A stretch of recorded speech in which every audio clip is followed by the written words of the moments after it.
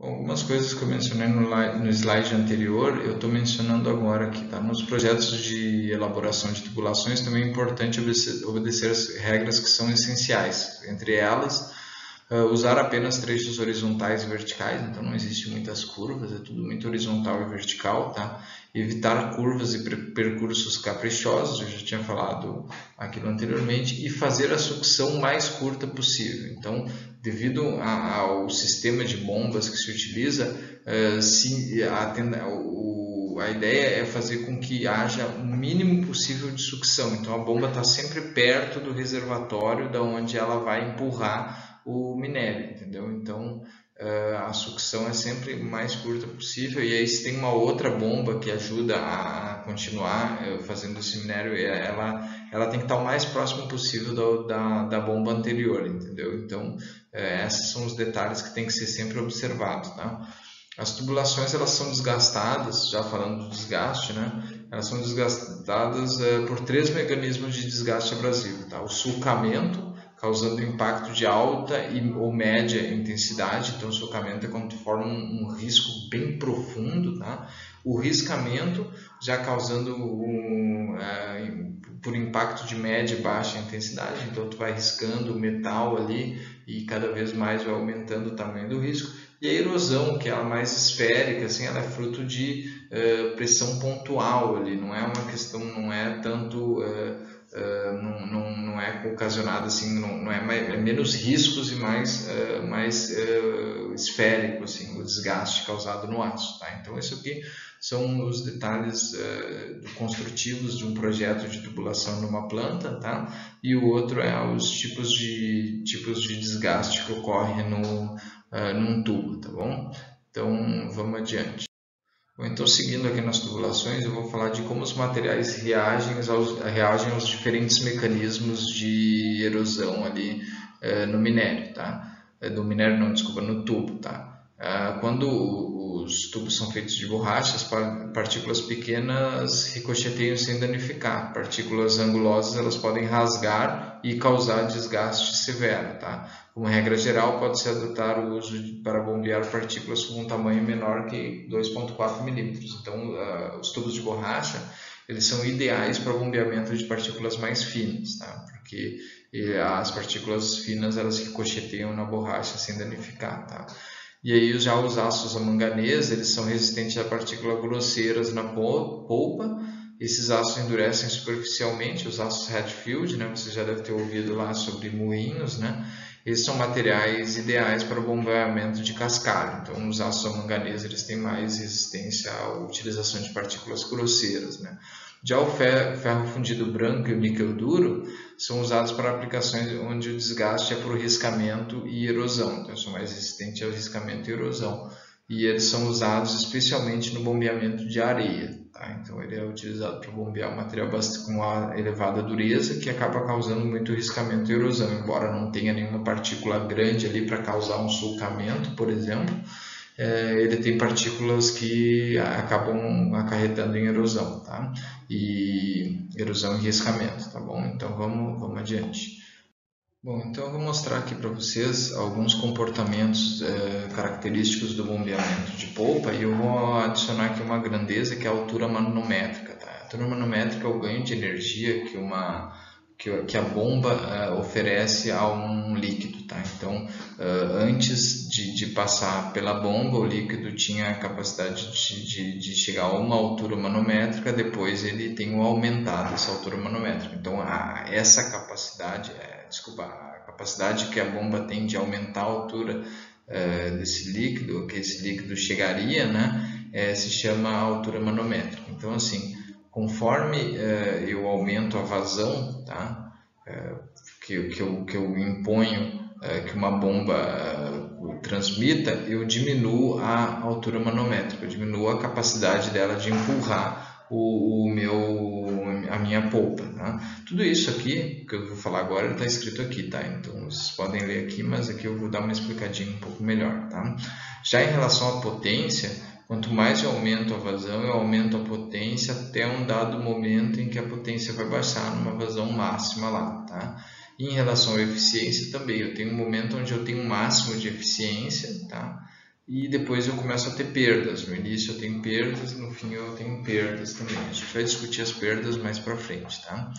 Outra coisa, a bomba, mais uma vez aqui a gente tem uma repetição do gráfico da vazão, da altura manométrica com a vazão, né? Se eu aumentar a rotação, eu consigo aumentar o volume que essa minha curva produz, né? Que a minha bomba transmite, e eu também consigo aumentar a altura manométrica. Claro que isso tem um custo, e o custo é desgaste da minha bomba, tá? Então aqui eu estou só mostrando algumas tendências para vocês. Tá? E aí aqui eu tenho curva da tubulação. Quanto mais curva eu tiver, tá? Maior vai ser a perda de carga, tá? Então, quanto mais curva eu tenho, maior vai ser a perda de carga, tá?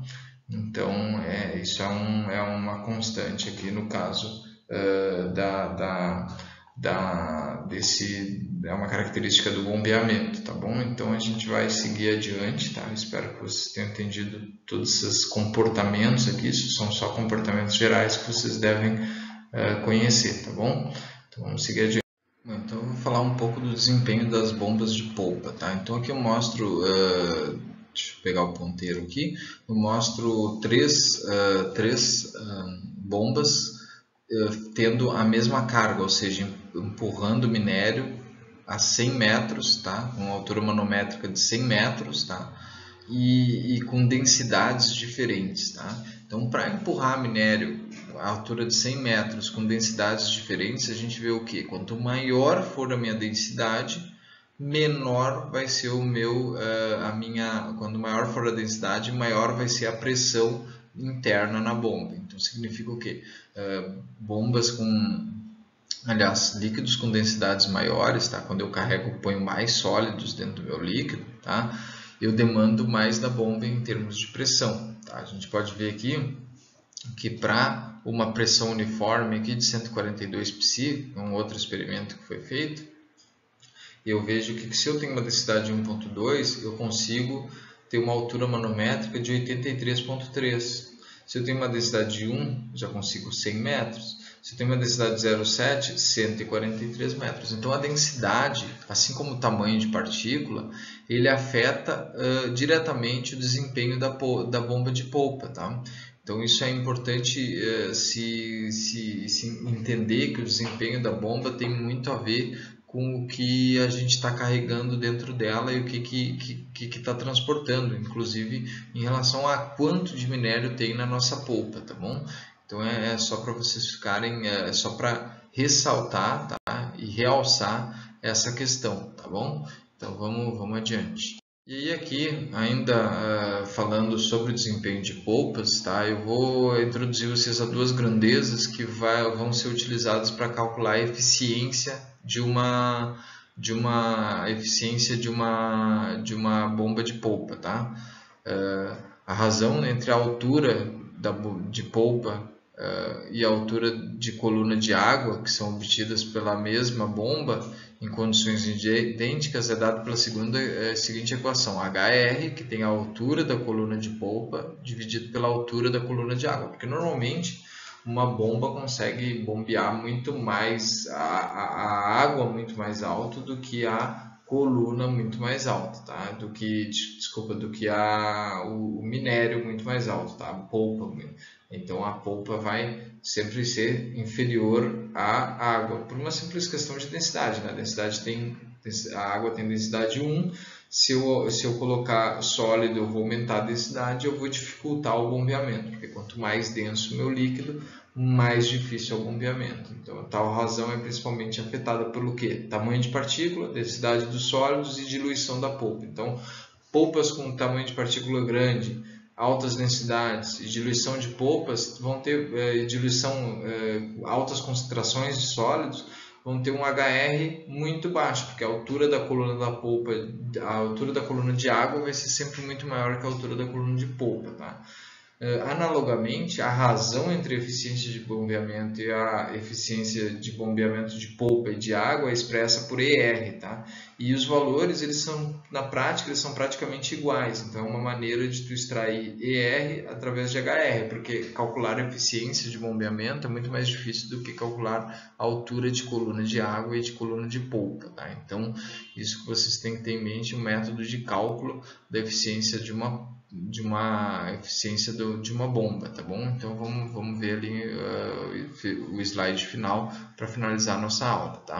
Bom, a potência consumida no eixo de uma bomba, expresso em quilowatts, tem essa expressão aqui, tá? Onde a gente tem que a vazão do fluido, expresso em litros por segundo, a H representa a vazão manométrica, expresso em MCA, e esse N aqui é o rendimento da polpa, expresso em porcentagem, e o ER é aquele ER que a gente calculou anteriormente. Tá? Quando se aumenta a porcentagem de sólidos de uma polpa, o seu volume diminui mais rapidamente que o aumento da densidade. Tá? Então, portanto, é de todo interessante as polpas mais concentradas possível, de modo a economizar energia. Então, assim, quando eu aumento a densidade da polpa, eu acabo economizando energia, embora eu tenha aqueles outros fatores que eu mencionei anteriormente. Tá? Então, são todas as nuances aqui, tá? E esse é o cálculo da potência consumida. Então, como se obter os menores valores de potência, tá bom? Então, eu acho que era isso, e aí a gente vai para o slide de finalização, tá bom? Vamos lá. Bom, pessoal, então vamos encerrar a aula por aqui, né? E aí na próxima, essa aula aqui é referente a uma avaliação, né? Então na próxima aula a gente já faz o material referente a outra avaliação, tá? Então eu queria agradecer a todos pela atenção, né? E se ficou alguma dúvida remanescente ainda, vocês podem me procurar lá na sala de aula, ou via WhatsApp, e-mail, ou, sei lá, de qualquer maneira que vocês conseguirem, né? Muda o Google Classroom. Se você é de fora do IF, você acaba só tendo meu e-mail, né? Mas eu estou aqui para responder qualquer dúvida que tiver, se eu souber responder, né? Não é muito a minha área essa questão de hidráulica, então tentei fazer aqui uma apresentação que agrupe os conceitos que eu acho importantes referentes a essa área, tá? Para um técnico em metalurgia, evidentemente, tá? Então eu queria agradecer a atenção de todos e falar que qualquer dúvida é só me procurar. E eu estou aqui para resolver isso, e boa noite a todos, bom dia, boa tarde, dependendo do horário que você assiste isso aqui, tá? Então, tchau, tchau, e é isso aí. Fui.